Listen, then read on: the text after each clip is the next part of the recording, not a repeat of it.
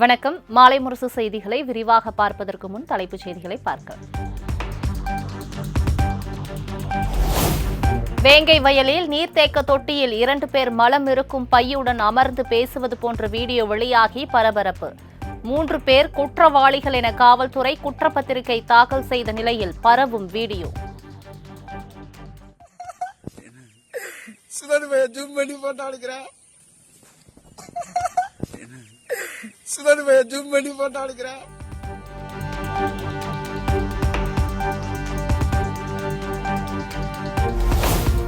வேங்கை வயல் சம்பவத்தில் குற்றம் சாட்டப்பட்டுள்ள சுதர்சனிடம் அவரது தாயார் பேசுவது போன்ற ஆடியோ ஒன்றும் வெளியாகி பரபரப்பு.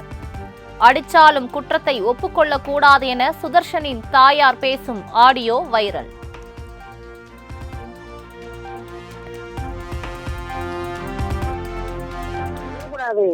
ஒத்துக்கவே கூடாது. இங்க அழைச்சி பேசணும். அடிச்சாலும் ஒத்துக்கவே கூடாது. ஒத்துக்கவே கூடாது. ஒத்துக்கவே கூடாது. இங்க அழைச்சி பேசணும். அடிச்சாலும் ஒத்துக்கவே கூடாது.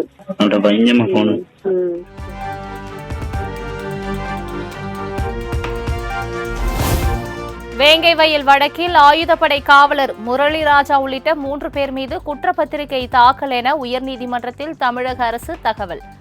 முட்டுக்காடு பஞ்சாயத்து தலைவரின் கணவரை பழிவாங்கும் நோக்கில் குடிநீர் தொட்டியில் மனித கழிவு கலப்பு எனவும் விளக்கம்.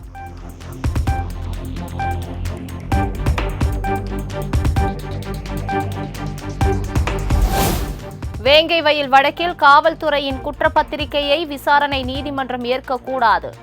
விடுதலை சிறுத்தைகள் கட்சி தலைவர் திருமாவளவன் வலியுறுத்தல்.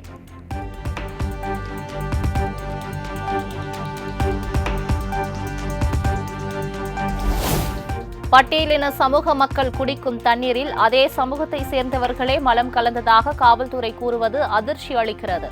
வழக்கை சிபிஐ விசாரணைக்கு தமிழ்நாடு அரசே ஒப்படைக்க வேண்டும் என திருமாவளவன் வலியுறுத்தல்.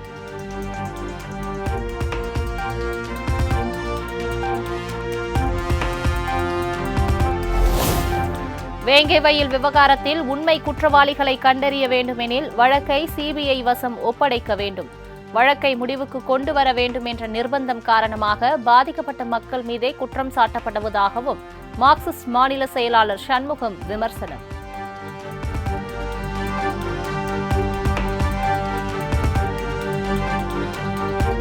வேங்கை வயல் வழக்கில் ஸ்டாலின் மாடல்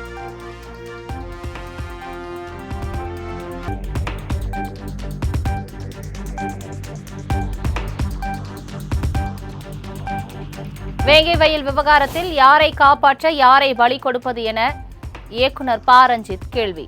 வழக்கினை சிபிஐக்கு மாற்ற வேண்டும் அல்லது சிறப்பு புலனாய்வு குழுவை அமைக்க வேண்டும் என தமிழக அரசுக்கு வலியுறுத்தல்.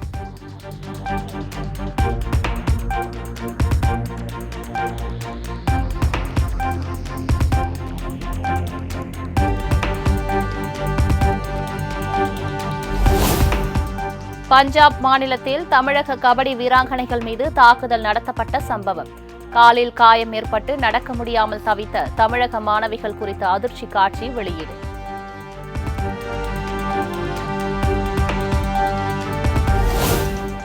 தமிழ்நாடு வீராங்கனைகள் அனைவரும் பாதுகாப்பாக உள்ளனர், அச்சப்பட தேவையில்லை. வீராங்கனைகள் டெல்லியில் தங்குவதற்கு அனைத்து ஏற்பாடுகளும் செய்யப்பட்டுள்ளதாக துணை முதலமைச்சர் உதயநிதி ஸ்டாலின் பேட்டி.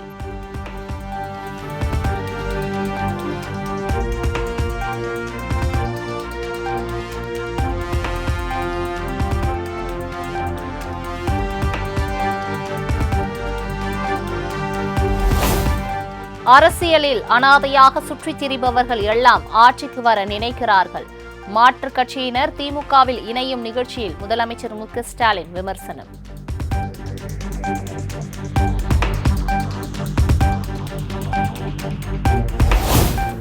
தாய் நாட்டிற்கு துரோகம் இழைக்க வேண்டாம் என நினைத்து திமுகவில் இணைந்திருப்பது மகிழ்ச்சி அளிக்கிறது.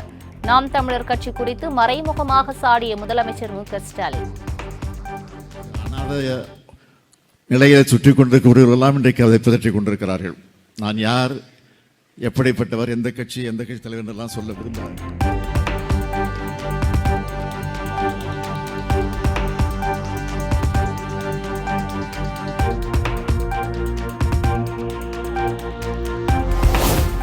நாம் தமிழர் கட்சியை சேர்ந்த 3000 பேர் திமுகவில் இணைந்தனர்.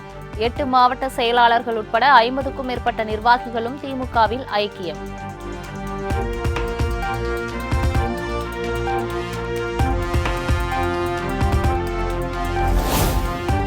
மக்கள் மனதில் புரட்சி மாற்றம், ஈரோடு கிழக்கிலிருந்து உதிக்கட்டும் என சீமான் பிரச்சாரம்.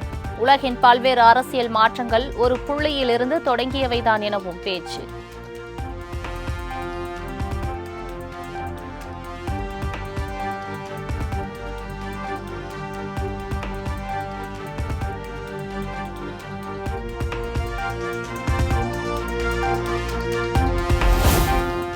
நாம் நோட்டை பெற்று ஓட்டை விற்கிறோம், அவர்கள் வாக்கை பெற்று நாட்டை விற்கிறார்கள். ஈரோடு இடைத்தேர்தல் பிரச்சாரத்தில் திமுகவை கடுமையாக சாடினார் நாம் தமிழர் கட்சி ஒருங்கிணைப்பாளர் சீமான்.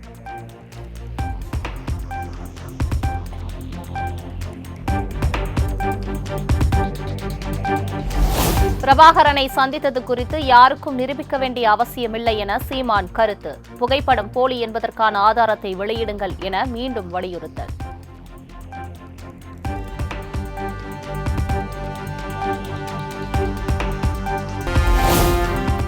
சீமான் ஒரு நேரம் அந்நியனாக இருப்பார், மற்றொரு நேரம் அம்பியாக மாறுவார். பெரியார் குறித்த கருத்துக்கு அவர்தான் விளக்கமளிக்க வேண்டும் என்றும் தேமுதிக பொதுச் செயலாளர் பிரேமலதா விஜயகாந்த் பேட்டி. ஏற்கனவே சொல்லிட்டேன், அவர் திடீர்னு அந்நியனா இருப்பாரு, அப்புறம் அம்பியா மாறுவாரு. அதனால ஒரு பெருசா எடுத்துக்க கூடாது. நான் ஏற்கனவே சொல்லிட்டேன். அது மட்டும் இல்ல, சீமானுடையது அவர்கிட்டதான் இந்த கேள்வியை நீங்க கேட்கணும்.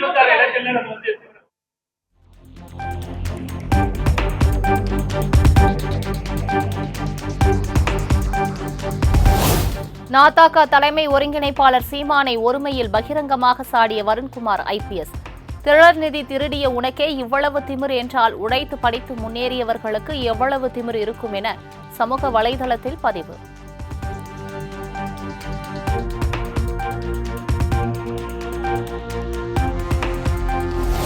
(2026) சட்டப்பேரவை தேர்தலை இலக்காக கொண்டு முழு மூச்சுடன் செயல்பட வேண்டும். உங்களை நம்பிதான் கட்சியை தொடங்கி உள்ளேன் என்றும் மாவட்ட செயலாளர்களுடனான ஆலோசனைக் கூட்டத்தில் தாவேகா தலைவர் விஜய் உருக்கம்.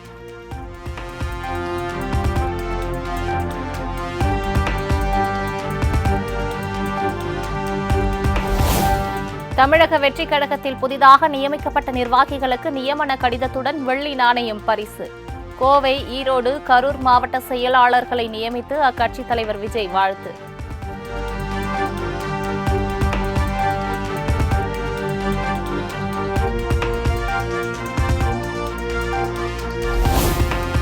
குடியரசு தின தேநீர் விருந்திற்கு தாவேகா தலைவர் விஜய்க்கு ஆளுநர் RN ரவி அழைப்பு.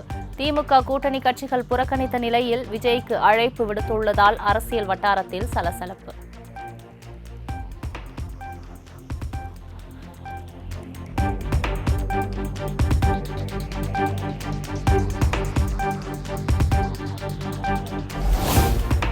நடிகர் கஞ்சா கருப்பு 3 லட்சம் ரூபாய் வாடகை பாக்கியை கொடுக்காமல் கொலை மிரட்டல் விடுப்பதாக வீட்டின் உரிமையாளர் புகார். வீட்டை லாட்ஜாக மாற்றிவிட்டதாகவும் வேதனை.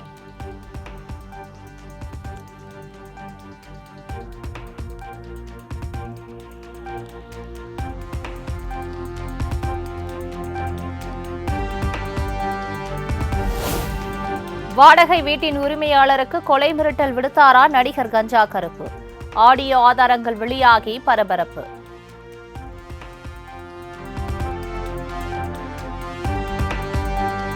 என்னன்னு கேட்டா, நான் 1000 ரூபாய்க்கு நான் இருக்கிறேன் அப்படின்னு சொன்னாரு. அப்பதான் எனக்கு தெரிஞ்சது அவர் உள்வாடகைக்கு விட்டுருக்காருன்னு.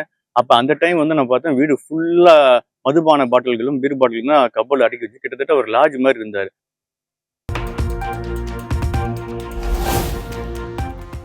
ஸ்மார்ட் மீட்டர் பொருந்திய பிறகு மாதாந்திர மின்கட்டண முறை அமலுக்கு வரும். மின்சாரத்துறை அமைச்சர் செந்தில் பாலாஜி உறுதி.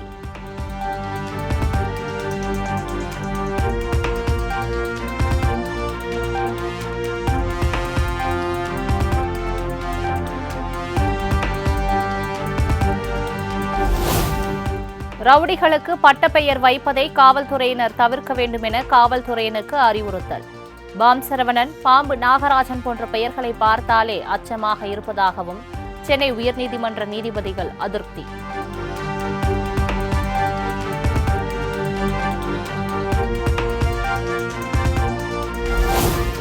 குடியரசு தினத்தையொட்டி ராமேஸ்வரம் பாம்பன் பாலத்தில் 3 அடுக்கு பாதுகாப்பு. பாலத்தின் அனைத்து பகுதிகளிலும் துப்பாக்கி ஏந்திய போலீசார் தீவிர கண்காணிப்பு.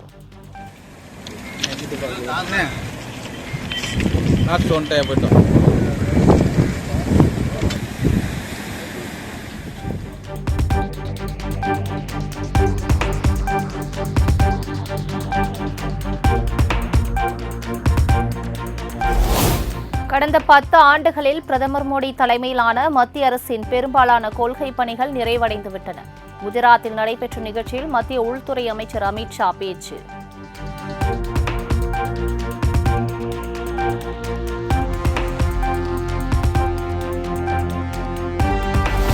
மத்திய பட்ஜெட்டுக்காக மிகுந்த எதிர்பார்ப்பில் காத்திருக்கும் மக்கள். பட்ஜெட் தயாரிப்பதற்கான இறுதிக்கட்ட பணிகளை அல்வா கிண்டி தொடங்கி வைத்த மத்திய நிதி அமைச்சர் நிர்மலா சீதாராமன்.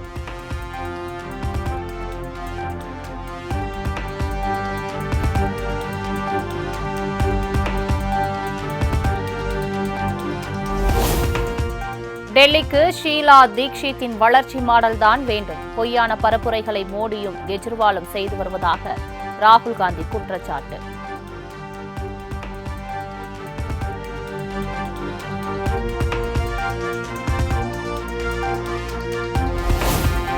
டெல்லியில் ஆம் ஆத்மி மீண்டும் ஆட்சிக்கு வந்தால் குடிநீர் கட்டணம் முழுவதுமாக நீக்கப்படும்.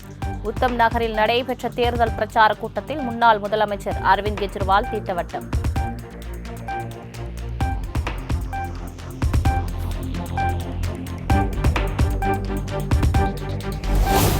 அரவிந்த் கெஜ்ரிவாலை கொலை செய்ய பாஜகவும் காவல்துறையும் சேர்ந்து சதி செய்வதாக ஆம் ஆத்மி குற்றச்சாட்டு. பஞ்சாப் போலீசாரால் வழங்கப்பட்ட பாதுகாப்பை மீண்டும் வழங்க வேண்டும் என்றும் டெல்லி முதலமைச்சர் அதிஷி வலியுறுத்தல்.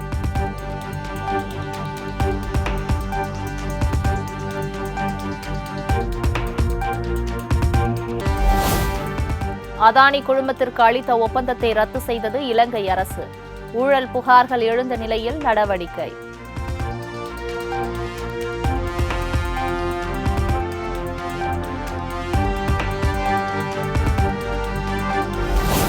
கேரள மாநிலம் வயநாடு அருகே புலி தாக்கியதில் பழங்குடியின பெண் உயிரிழப்பு. காஃபி தோட்டத்தில் வேலை செய்து கொண்டிருந்த போது நேர்ந்த பரிதாபம்.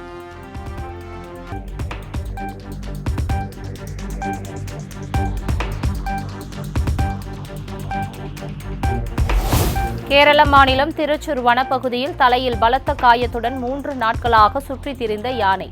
மயக்க ஊசி செலுத்தி உரிய சிகிச்சை அளித்த வனத்துறையினர்.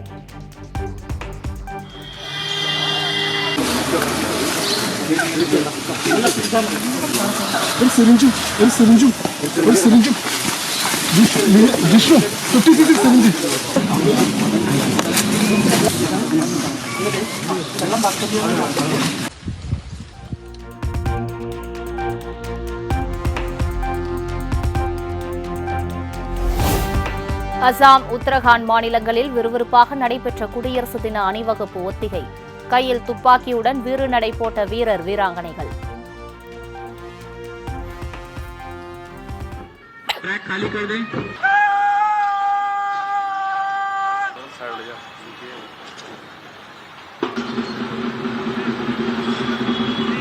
நீரவகாச முகரித்த மதுரன்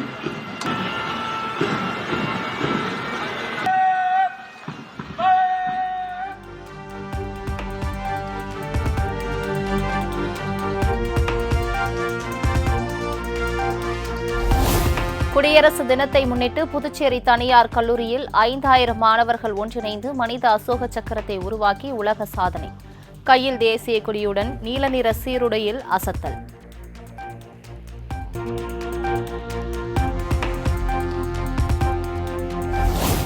குடியரசு தின கொண்டாட்டத்திற்கு கோலாகலமாக தயாராகி வரும் தலைநகர் டெல்லி.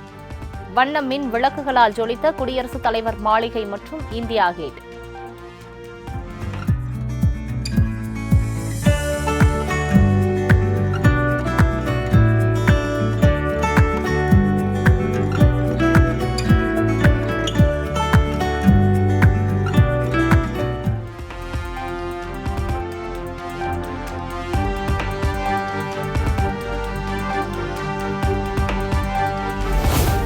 மகா கும்பமேளாவில் பிரம்மாண்ட ட்ரோன் ஷோ.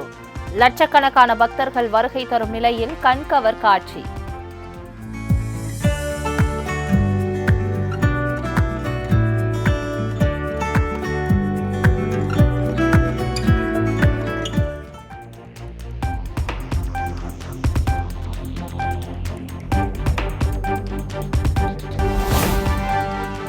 (2024) ஆண்டுக்கான சிறந்த டெஸ்ட் அணி அறிவித்தது ஐசிசி. இந்திய வீரர்கள் பும்ரா, ஜடேஜா, ஜெய்ஸ்வால் இடம் பிடித்த நிலையில் விராட் கோலி, ரோஹித் சர்மாவுக்கு இடமில்லை.